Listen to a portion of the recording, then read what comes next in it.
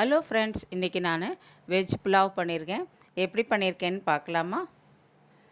First நான் மசாலா பொருள்லாம் எடுத்துகிட்டு இருக்கேன். கொஞ்சோண்டு கீ விட்டுருக்கேன். கொஞ்சம் வாசனையாக இருக்குங்கிறதுனால நான் நெய் விட்டுருக்கேன். நீங்கள் வேணாலும் ஆயில் விட்டுக்கலாம்.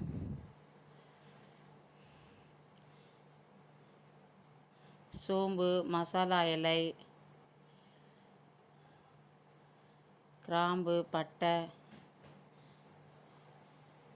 இதெல்லாம் போட்டுக்கிறேன்.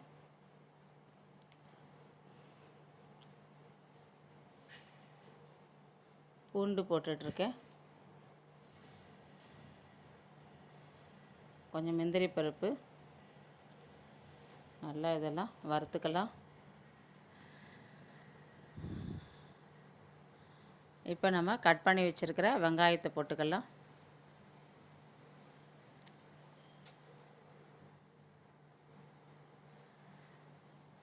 நல்லா வதக்கிப்போம்.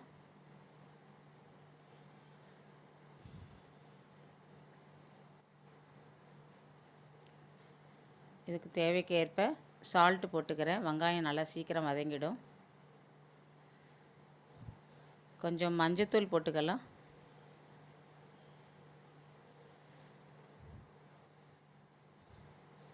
நான் வந்து சில்லி பவுடர் போட்டுருக்கேன். போட்டு நல்லா வதக்கிப்போம். இதை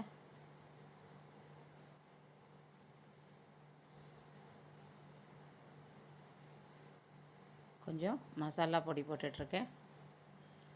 இப்போ கட் பண்ணி வச்சுருக்கிற கேரட்டு, பட்டாணி, உருளைக்கிழங்கு, பீன்ஸு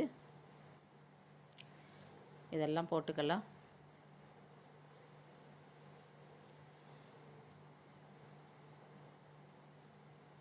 போட்டு நல்லா இதை கலந்துப்போம்.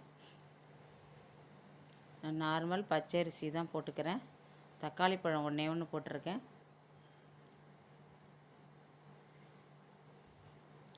போட்டு நல்லா வதக்கிட்டு 1 டம்ளர் அரிசி எடுத்துகிட்ருக்கேன். நல்லா வாஷ் பண்ணி இதில் போட்டுக்கலாம். 1 டம்ளர் அரிசிக்கு நான் 2 டம்ளர் தண்ணி விட்டுக்கிறேன். இதுக்கு போட்டு எல்லாம் நல்லா கலந்து விட்டுக்கலாம்.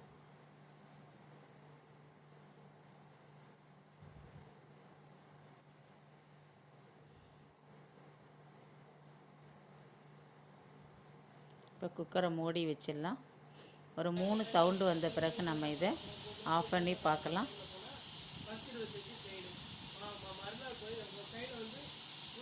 பாருங்கள், சூப்பராக இருக்குது. நான் கொஞ்சம் மேத்தி இலை போட்டுக்கிறேன், வாசனையாக இருக்குங்கிறதுனால. போட்டு நல்லா இப்போ இதை கலந்து விடுவோம். பாருங்கள், நல்லா உதிர் உதிராக நல்லா கலர்ஃபுல்லாக அழகாக இருக்குது. பாருங்கள், நல்ல டேஸ்ட்டாகவும் இருந்தது. சூப்பர் டேஸ்டான வெஜ் புலாவ் ரெடி. நீங்களும் இதை மாதிரி ட்ரை பண்ணி பாருங்கள். Thank you friends.